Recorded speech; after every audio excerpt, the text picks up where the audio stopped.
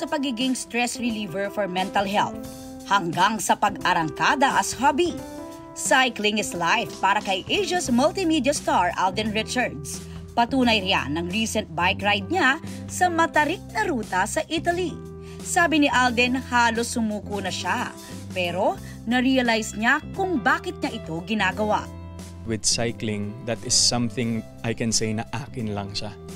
Nagpapatuloy rin si Alden sa dream niyang maging pilot at pag-attend sa aeronautics school sa Pampanga. Again, lagi kong sinasabi, it always boils down to time management. Walang busyness sa mga bagay na gusto mong gawin.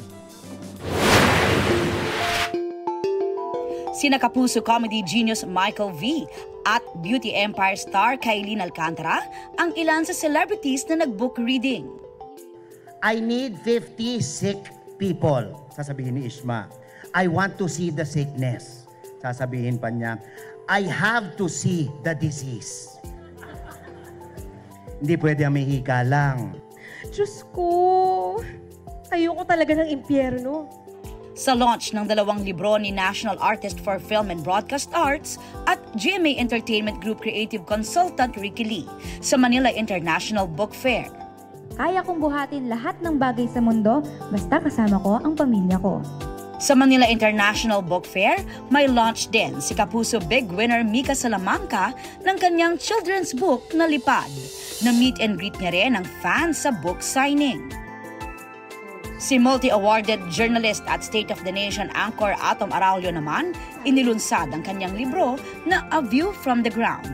Spotted sa event sina GMA Public Affairs Senior Vice President Nessa Valdelion, multi-awarded journalist Howie Severino, at National Artist for Literature Virgilio Almario. Aubrey Carampel nagbabalita para sa GMA Integrated News. Napaluha ang former PBB Celebrity Collab Edition housemate na si Dustin Yu sa fan meet niya kahapon sa isang designer cafe sa Quezon City. Sabi ni Dustin, before PBB, bilang lang daw sa daliri ang fans na nagpakita ng tiwala sa kakayahan niya as an actor. I remember before parang sa isang restaurant lang kami, parang ano lang kami, 10 pa lang kami noon eh, or less than pa nga eh. Never ko na-imagine na magkakaroon ako ng ganitong support from them. And lagi ko nga siya iniisip pagka uwi ko sa bahay na grabe yung love na binibigay nila sa akin.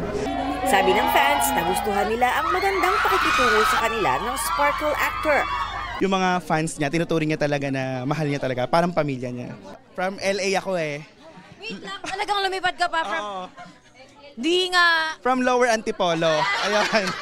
Kung mag-treat siya ng fans, parang hindi fans eh. Parang kaibigan lang niya, parang kakilala niyang matagal. So yun yung nagustuhan ko talaga sa kanya.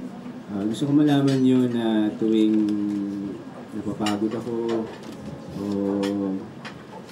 sasaktan, yung lagi pumapasok sa isip ko at sobrang na-appreciate ko lahat ng mga efforts, support. Gusto ko malaman nyo na hindi ko kayo kinakalimutan.